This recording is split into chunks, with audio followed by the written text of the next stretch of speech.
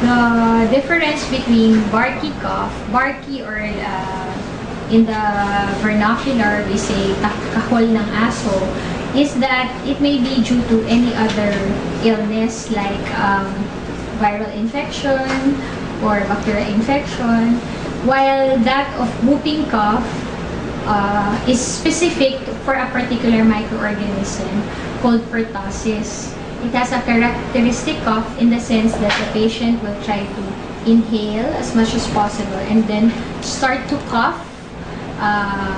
for several bursts until the cough will stop with a whoop. So there's a characteristic pattern to whooping cough, and this is usually caused by pertussis, and in our local setting we call it tospirina. This cough usually lasts for 3 months and is very difficult to treat if not detected early. So it has the whooping cough has a specific microorganism, while the other cough, the barky or the metallic cough, may be due to any other microorganism.